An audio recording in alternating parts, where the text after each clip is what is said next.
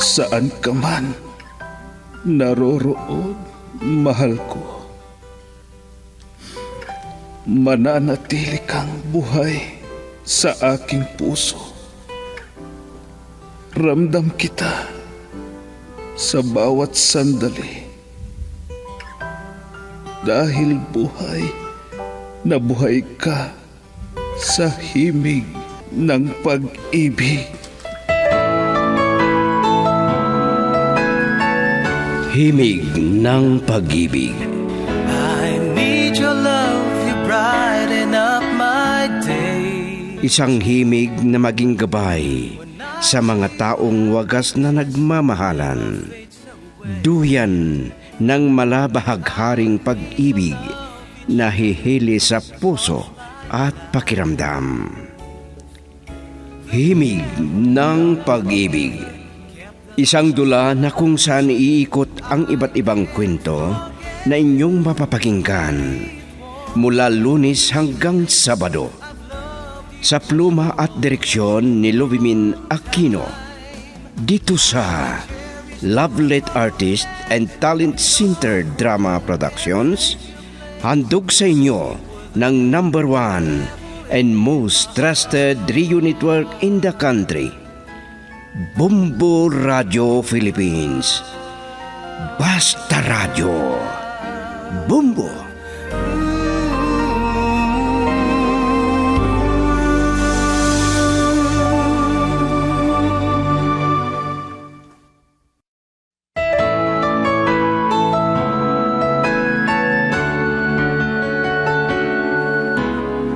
Ang nakaraan, hindi na nakatanggi si Lumen nang ulitin ni Jake ang magpaalam sa kanya para dumalo daw sa isang linggong konferensya. Hindi sana papayagan ng matanda si Jake, pero sinabi niya na kailangan niya itong daluhan dahil tungkol ito sa trabaho niya. Nagtungo siya sa lugar na sinabi ni Modisto na paghahanapan niya sa kanyang tunay na pamilya. Sa kabilang dako, bilang pagsisisi ni Anton, nagpasya itong hanapin niya si Jake. At ngayon, narito ang karugtong ng lingguhan nating kwento na pinamagatang Lagi Kitang Maaalala. Dito sa ating dula, Himig ng Pag-ibig.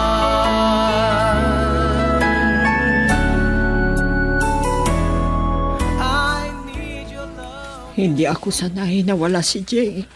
Naku, Lumen, yan ka na naman.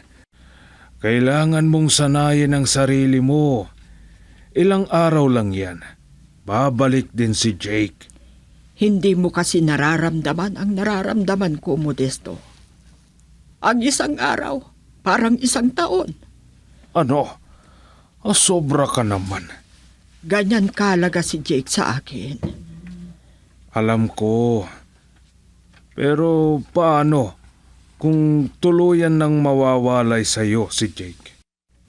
Ano? Alam mo kung gaano siya kalaga sa akin. Binigay ko lahat ang pagmamahal sa kanya bilang isang ina. Pero huwag mo sanang kakalimutan na hindi natin siya tunay na anak. Modesto, parang awa mo na. Huwag mo sanang sabihin yan. Dahil totoo, hindi natin siya tunay na anak. Pero itinuring ko siyang tunay na anak na parang nanggaling sa akin. Pero may katotohanan na mahirap labanan at ikubli. Ano ang ibig mong sabihin? Na darating ang panahon na hahanapin niya ang kanyang mga magulang. Paano yan mangyayari? Lagi mong tatandaan, may pag-iisip na si Jake nang mahiwalay siya sa kanyang mga magulang. At alam niya na hindi tayo ang tunay niyang mga magulang. Nasa tamang edad na si Jake. May sarili siyang damdamin at pag-iisip. Kaya hindi mo mapipigilan kung ano ang magiging desisyon niya.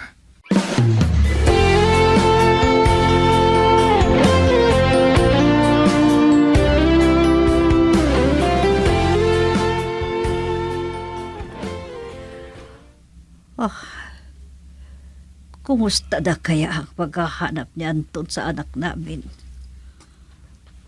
Sana may balita na siya.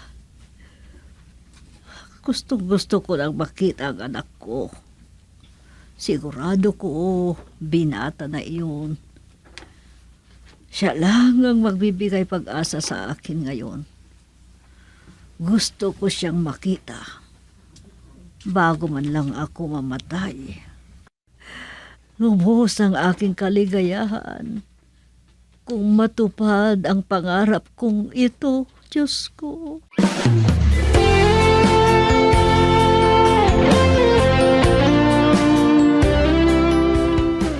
Si Jake.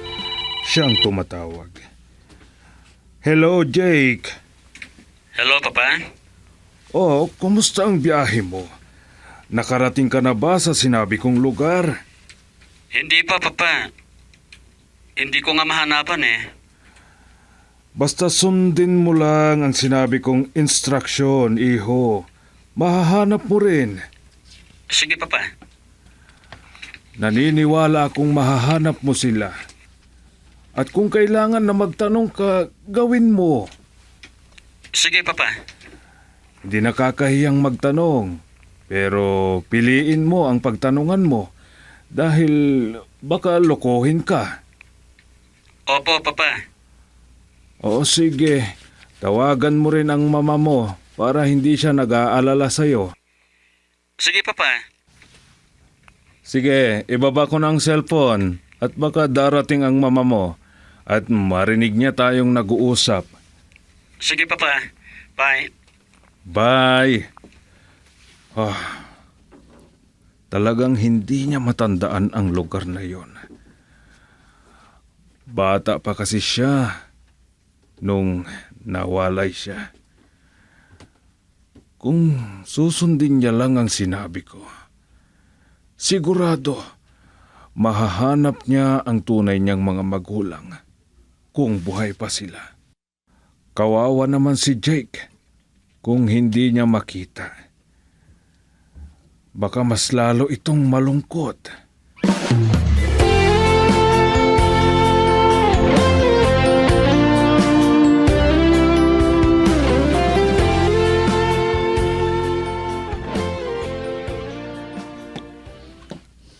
May makasalubong akong matanda.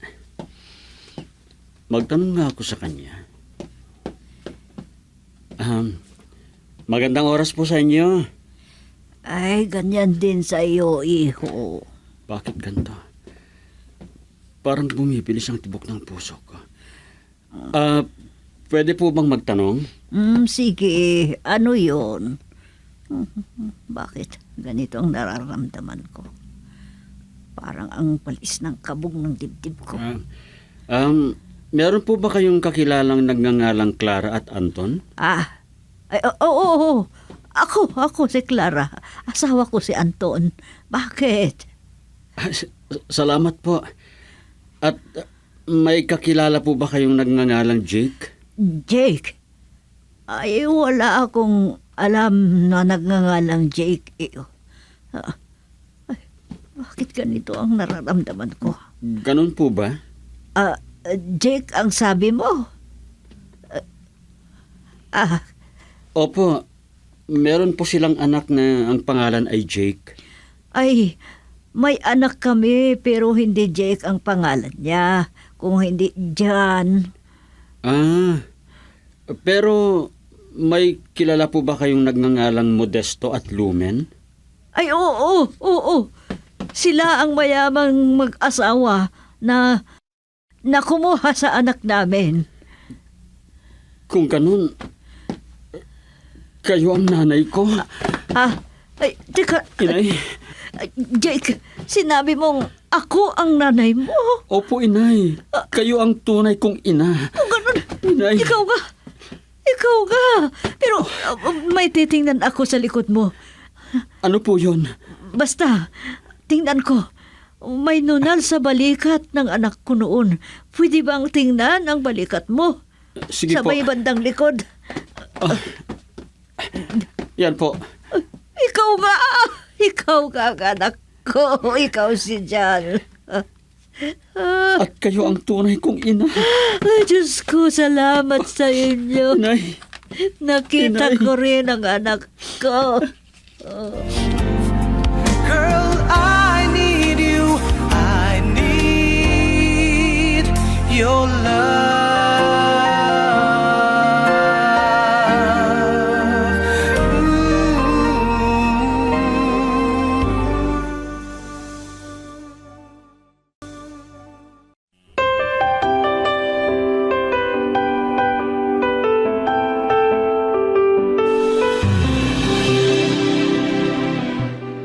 Bakit hindi maalis sa isipan ko si Jake? At may kakaiba akong nararamdaman. Nag-aalala ako na hindi ko maintindihan. Kumusta kaya ang anak ko? Hindi pa siya tumatawag sa akin. Nasa seminar pa kaya siya? Kung hindi ko mahintay ang tawag niya, ako ang tatawag sa kanya.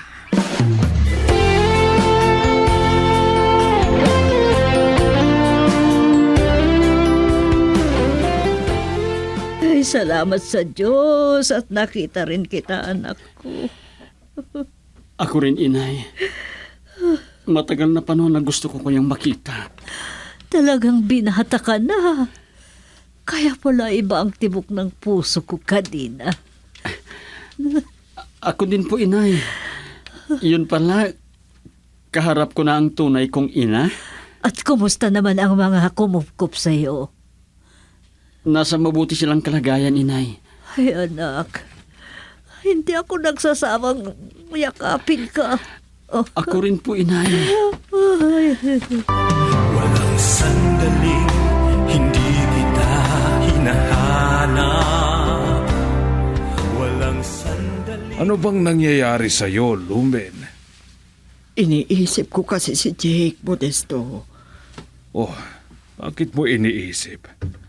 Nakausap mo naman siya. Hindi iyon sapat. Ang masasabi ko, kailangan mo ng masanay. Anong ibig mong sabihin?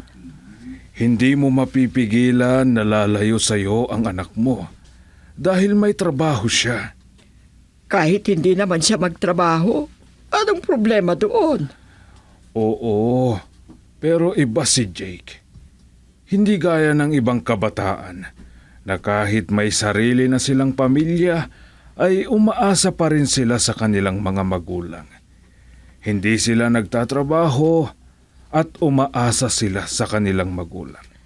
Pero walang magmamana sa mga kayamanan natin kung hindi siya. Kahit na. At ang masasabi ko, huwag mo siyang ipitin dahil baka mas lalayo siya sa iyo. Bigyan mo pa rin siya ng kalayaan.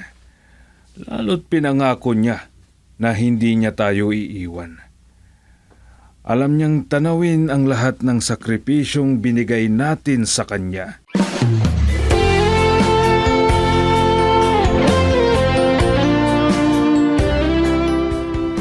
Mula ngayon inay, ihinto nyo na ang paglalabadan ninyo.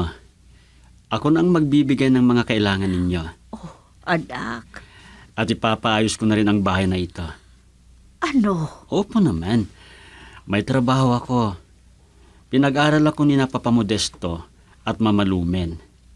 Nakapagtapos ako at may trabaho na ako. Oh, ang buti-buti pala nila sa'yo. Ang babait nila. At mas nagpapasalamat na ako dahil kung hindi dahil sa kanila, ay siguro hindi ko alam kung ano ang magiging kinabukasan mo sa amin. Mapagmahal sila, inay. At wala na akong hahanapin pa sa kanila. Habang ako'y nakatira sa kanila, sa paglipas ng panahon, nararamdaman ko kung may kulang sa akin.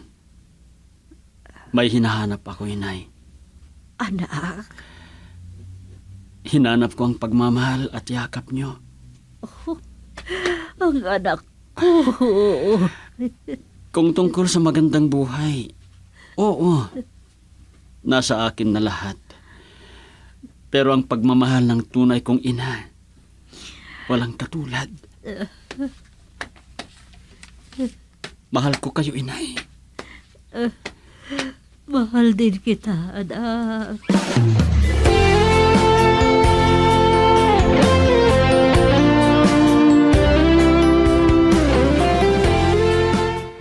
May tatanungin ako sa iyo, Modesto. At gusto ko na sabihin mo ang totoo. Anong totoo? Saan ba talaga nagtungo si Jake? Ah, bakit ganyan ang tanong mo? May napapansin na ako sa iyo. O, ano naman? Sa pag-uusap natin, parang may alam ka tungkol sa paglayo ni Jake sa piling natin. Lumen, isipin mo sana. Kahit gaano mo itago ang katotohanan, may isip na si Jake. Ano? Alam kong naaalala niya ang ina niya. Pati na rin ang ama niya na nagbenta sa kanya. Ano? May isip at magaling si Jake. Naniniwala ako na noon pa lang ninais niya nang makita ang tunay niyang magulang. Modesto, At hindi mo siya mapipigilan na hanapin niya. sige. Sabihin natin na ganyan. Pero paano niya malalaman ang lugar na nanggalingan natin?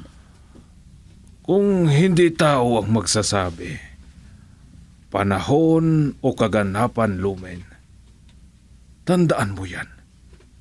Ano?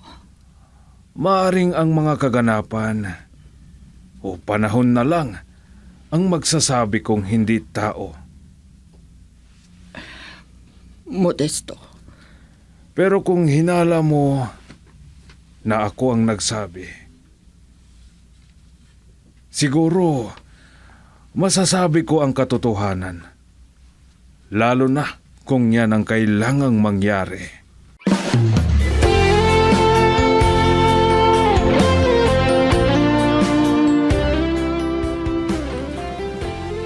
Naaalala ko si Itay, inay. Anak, galit ka ba sa tatay mo kung sabihin kong ibininta ka noon? Hindi ko alam. Masasabi kong masakit sa kalooban. Pero, hindi naman ako galit sa kanya. Anak, Dahil kung iisipin natin, magpapasalamat pa rin ako sa kanya, inay. ano? At bakit ka naman magpasalamat sa kanya at ibininta ka nga? Kung hindi ginawa ni Itay yon, kayo ang mahirapang magbayad sa mga ginastos ni Papa Modesto at Mama Lumen sa pagpapagamot sa akin. Oo nga pala, ano? Nay, may mga pangyayari na dapat nating ipagpasalamat. At mayroon ding mga kaganapan na nagpapalungkot sa atin. Anak, Pero ang alam ko, ayaw ng Panginoon sa taong nagtatanim ng galit sa kapwa niya tao. Gaya ng sinabi ng Panginoon, mahalin natin ang kalaban at mahalin natin ang mga kapatid na nagkasala sa atin. Nagpapatawad nga ang Panginoon. Tayo pa kaya na anak niya lang? Girl, I need you. I need your love.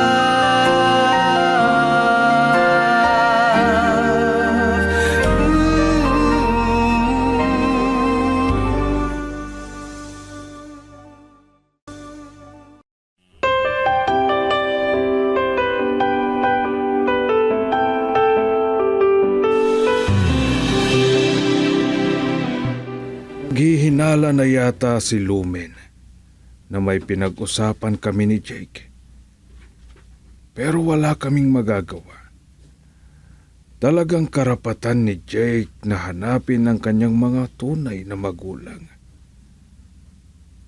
At higit sa lahat, hindi naman niya kami tatalikuran.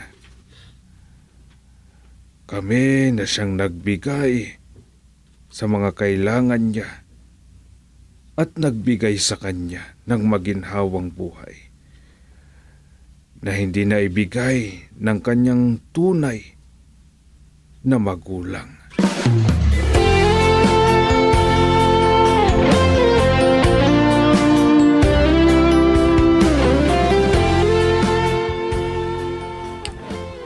Ang ibig niyo sabihin, hinanap ako ni Itay? Oo, anak. Pumunta siya sa ibang probinsya para hanapin ka doon. At siguro, nakarating na siya doon.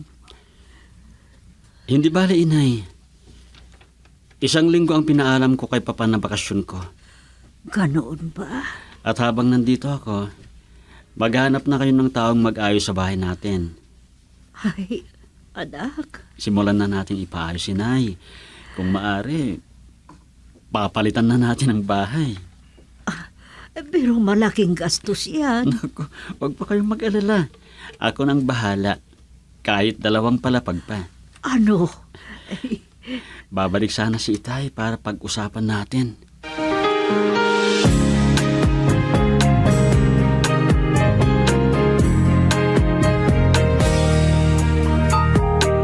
Ito na ang araw natin.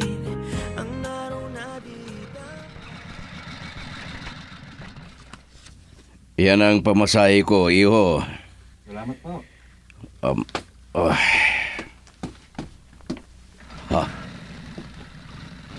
Anong ibig sabihin ng magandang sasakyan na nakaparada sa harap ng bahay namin? Sino ang bisita ni Clara? Anong ibig sabihin nito?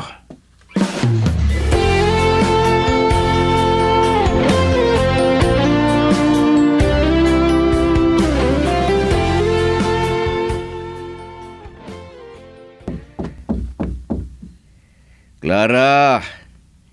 Andyan ka ba sa loob? Pakibuksan ang pinto. Ay, salamat Ay. at dumating ka na, Anton. Oo, pero Ay, kaninong sasakyan ang nakaparada sa harapan ng bahay natin? ay, Itay? si Ah, Itay, Anton. at bakit kamukha kita? Dumating na ang anak natin, si John. Ah, Siya na siya. Siya na. Ikaw ba yan dyan, anak? Itay! Itay! Oh, niyakap mo ako. Hindi ka ba galit sa akin? Bakit galit? Meron po ba kayong kasalanan sa akin? Ay, anak. Ako ang dahilan. Kaya nalayo ka sa amin ng nanay mo. Kaya patawarin mo sana ako, anak. Girl, I need you. I need your love.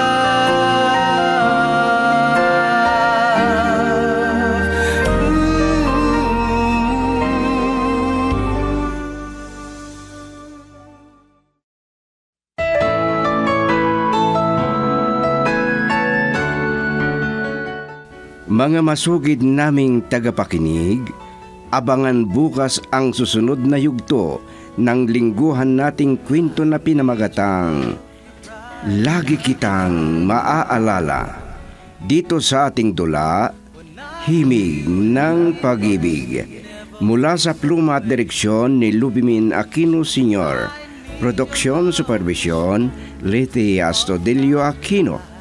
Inihahandog sa inyo ng #1 and most trusted radio network in the country, Bombo Radio Philippines.